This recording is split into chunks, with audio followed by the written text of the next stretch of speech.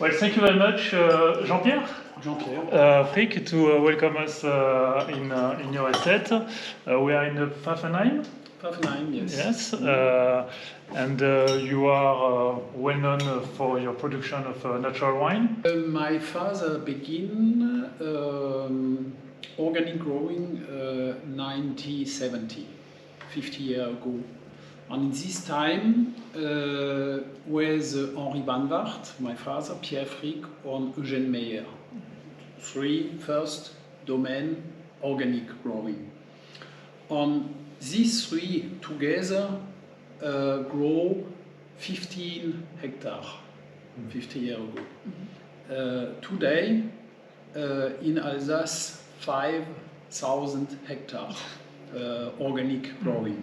1981, we begin biodynamic. 1990, we fill the first cuvée, two cuvées totally sulfur-free, and after more and more. 2002, we decide we finish with natural cork, and since we used capsule corn. This time we make 90% wine totally sulfur-free. Exception is when residual sugar. 2014 maceration with all the grape of Pinot Noir. Pinot Noir is all-time macerated. Yeah. It's clear.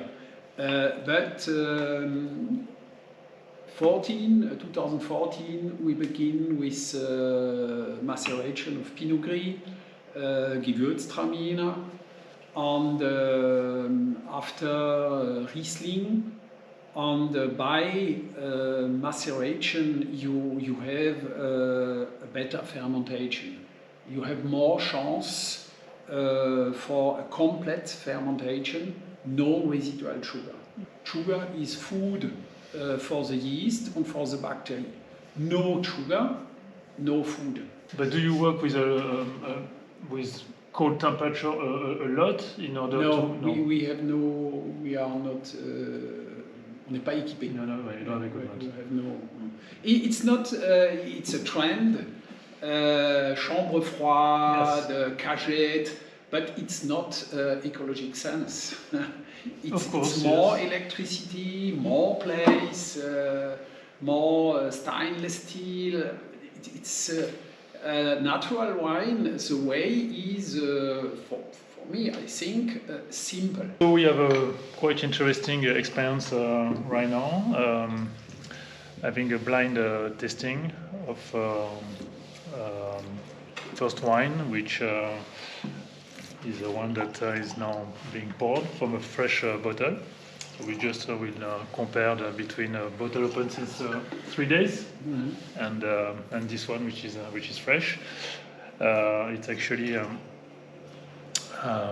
quite, I don't want to say pinkish, but almost like a very pale reddish color, which is maceration of Pinot Grigio. How many days did you macerate? 1 week. This is from Grand Cru Vorbourg, 2020. Fresh, open, you can feel more vibration. Ça vibre plus. And maybe also we feel slightly more, there was a little touch of, I don't want to say it's not fizzy, but a bit of carbonic gas on the fresh one, which I don't feel anymore on the other one. Yes. On ne mesure jamais. Yeah, you don't know. Yeah, but it's probably. It's so. Moi, c'est pas mon problème. Yeah. Carbonic gas come majority from malolactic fermentation.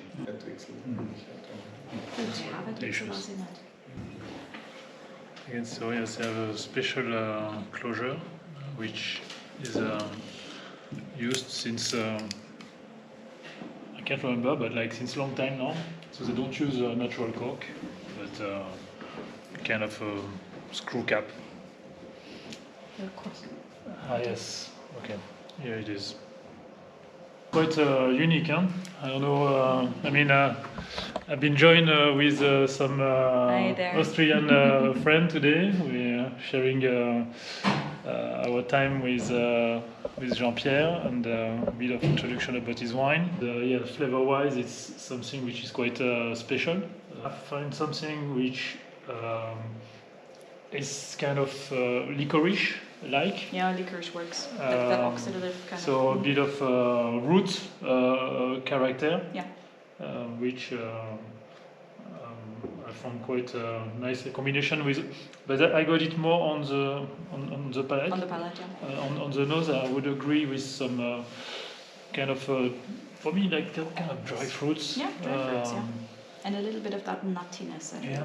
Now we move to another one at Blind, which was a Riesling from what could be first growth if it's accepted in the future, called Rot-Murle.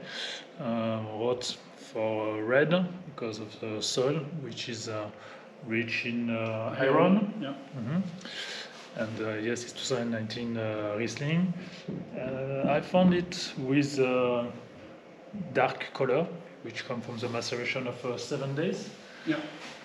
So not to be confused with orange wine, even if the color is a bit deeper for Riesling.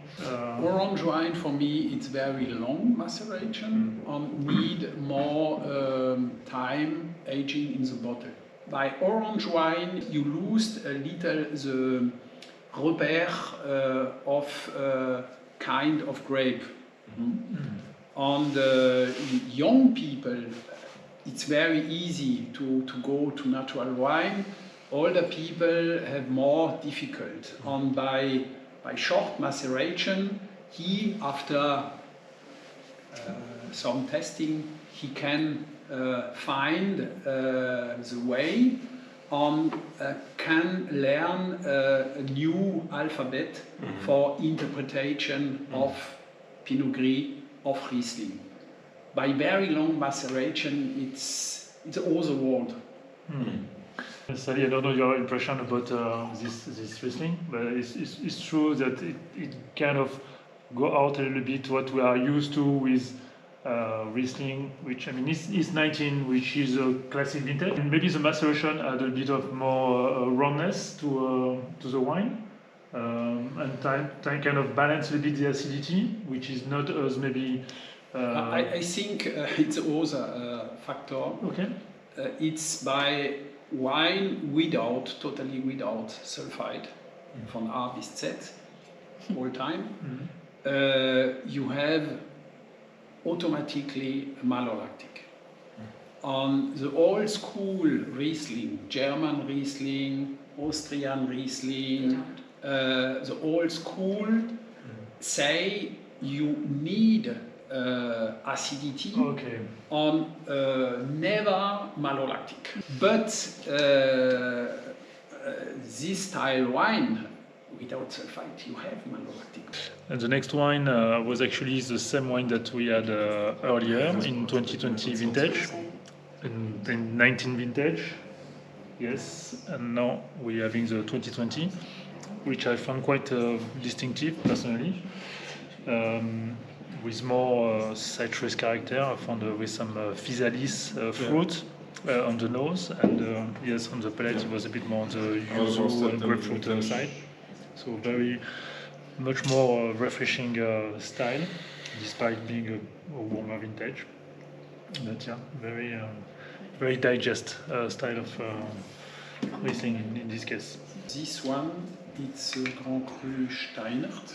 It's a high level of limestone. Between the all 51 Grand Cru, this one is almost the highest with limestone.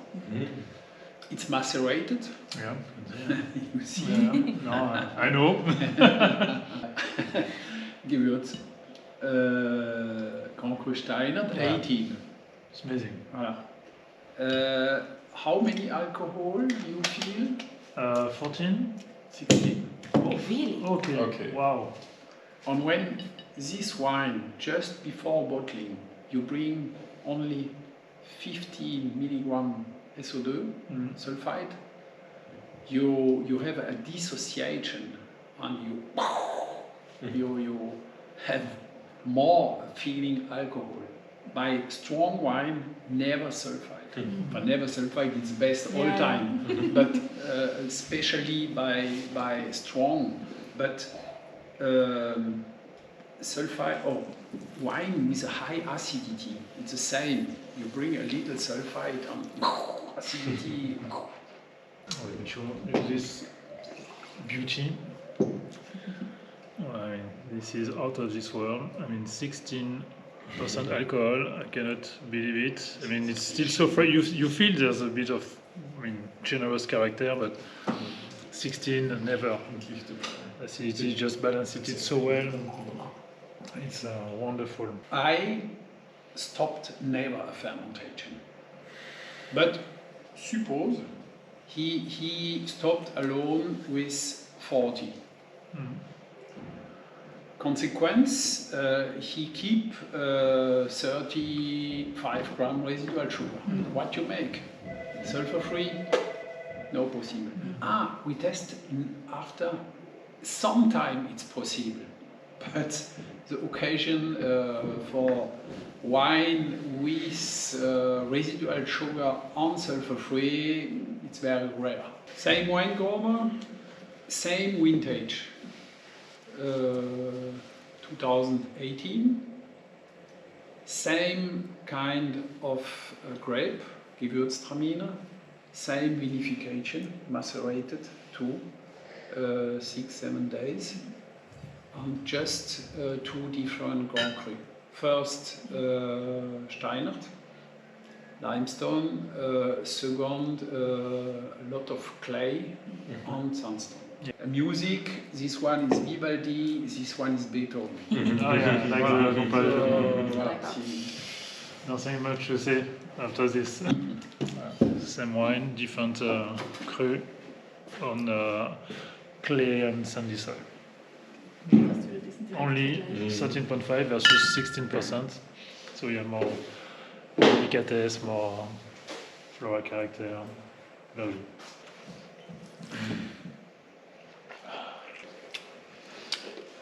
Wow. 32 gram residual sugar. I feel not this level. I feel sweetness, but not 32. Yeah. No sulfite. Because this noble rot coming very early. It's 2019. One part is Auxerrois noble rot, other part is Pinot Blanc noble rot, and third part is Pinot Noir noble rot. On this noble rot begin this first day, August. We have a 10-day, not big quantity, but humidity. 5 millimeter one day, 2 millimeter after, etc. After 10 days, we have sun, wind, and noble rot. And when we pick, we separate a noble rot part and other. And this botrytis very early concentrate not only sugar, but beginning of August you have a high acidity. But sugar and acidity is here, concentrated. Here was possible no sulfite because pH is very low. Okay. C'est ça. I understand. When you have the same process end of October, beginning of November, it's not possible. You lose acidity. Voilà. This is like a quetch tart, coming from the oven. It's wow. Maintenant, il faut que je vous laisse. Merci beaucoup. Merci. C'était exceptionnel. Parce que j'ai encore